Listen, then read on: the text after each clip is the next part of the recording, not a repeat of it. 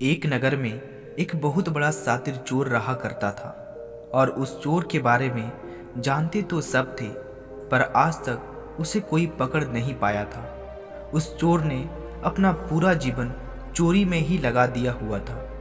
उसके पूरे नगर में और उसके आसपास के इलाकों में भी उसकी बराबरी का कोई चोर नहीं था। दोस्तों, उस चोर का एक बेटा भी था जिसे वह अपनी तरह ही एक शातिर चोर बनाना चाहता था। वह शातिर चोर अपने बेटे को हमेशा एक ही बात सिखाता था, बेटा, कभी भी किसी साधु या सन्यासी का उपदेश मत सुनना। अगर कोई तुमसे कुछ कहने भी लगे तो अपना कान बंद कर लेना और वहां से भाग जाना। उस चोर का बेटा उसकी इस बात को बचपन से ही सुनता आ रहा था, जिसके कारण उसके मन में यह बात बैठ गई थी। क्योंकि उस लड़के का पूरा ध्यान चोरी करने पर ही था, इसलिए वह भी अपने पिता की तरह एक शातिर चोर बन जाता है।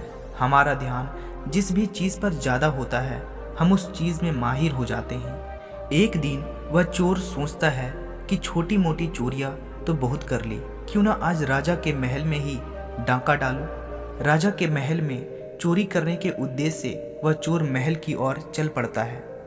मार्ग में उसे कुछ लोगों की भीड़ नजर आती है।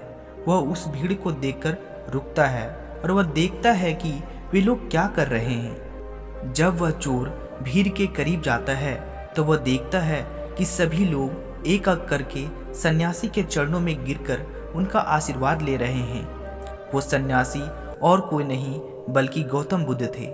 वह चोर गौतम बुद्ध को देखकर उनकी तरफ आकर्षित हो जाता है, क्योंकि उसने पहले कभी इतने तेजस्वी व्यक्ति को नहीं देखा था।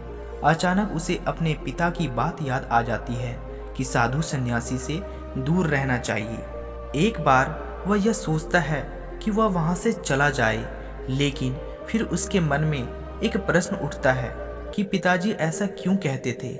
इस प्रश्न का उत्तर जानने के लिए वह चोर सभी लोगों के साथ बैठ जाता है और गौतम बुद्ध की उपदेश सुनने लग जाता है। बुद्ध उस उपदेश में झूठ बोलने की व्यर्थता और विश्वासघात के बारे में बताते हैं। उपदेश समाप्त होने के बाद वहां बैठे सभी लोग अपने अपने घर चले जाते हैं और वे चोर भी चोरी करने के लिए महल की ओर चल पड़ता है।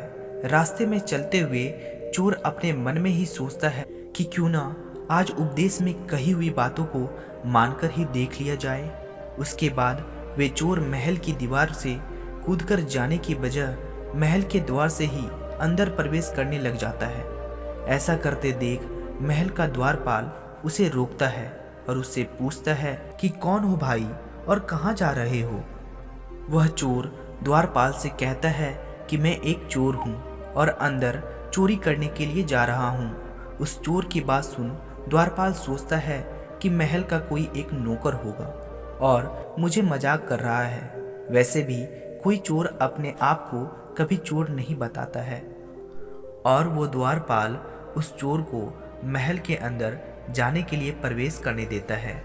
महल में प्रवेश करने के बाद वह चोर उस तिजोरी तक पहुंच जाता है जहां पर खजाना रखा हुआ था, और चोर उस तिजोरी को तोड़कर बहुत सारा धन अपनी पोटरी में भर लेता है। और जैसे ही धन लेकर वह चोर वहां से जाने लगता है तो उसे रसोई नजर आती है। महल में सभी लोग सो रहे थे, इसलिए रसोई में उस समय कोई भी नहीं था और उस चोर को बहुत जोर से भूख लगी हुई थी। इसलिए वह चोर रसोई में जाता है और पेट भर के खाना खाता है। भोजन करके वह चोर वहां से जाने लगता है।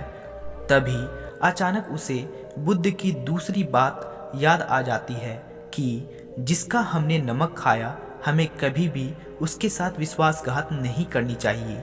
वह चोर मन ही मन सोचता है कि मैंने इस राजमहल का नमक खाया हुआ है और अगर मैं उनके धन को चोरी करके ले जाऊंगा तो यह विश्वासघात होगा। इसलिए वह चोर उस धन को रसोई घर में ही छोड़कर जाने लग जाता है। ऐसा करते हुए उसे महल का एक व्यक्ति देखता है और वह शोर मचा देता है कि महल में चोर घुस आया हुआ है। राजा के सिपाही उस चोर को पकड़ लेते हैं और उसे राजा के पास ले जाते हैं और उसके बाद राजा उस चोर से पूछता है कि जब तुमने धन को चुरा ही लिया तो तुम उसे छोड़कर क्यों चले जा रहे थे।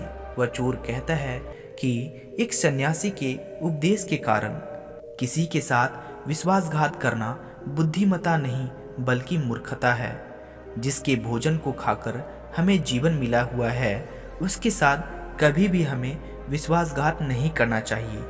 उस व्यक्ति की बात सुन राजा प्रभावित हो जाता है और उस चोर से कहता है, यदि तुम ऐसे उपदेश बचपन से ही सुनते आते तो तुम कभी चोर नहीं बनते। जाओ, मैं तुम्हें छोड़ता हूँ, लेकिन एक बात हमेशा याद रखना कि सही संगत और सही उपदेश ही व्यक्ति का जीवन बदल देते हैं। तो दोस्तों, यह कहानी आपको कैसी लगी? अगर यह कहानी आपको पसंद आई तो अपने दोस्तों के साथ इसे शेयर करना ना भूलें। तो मिलते हैं फिर अगले वीडियो में।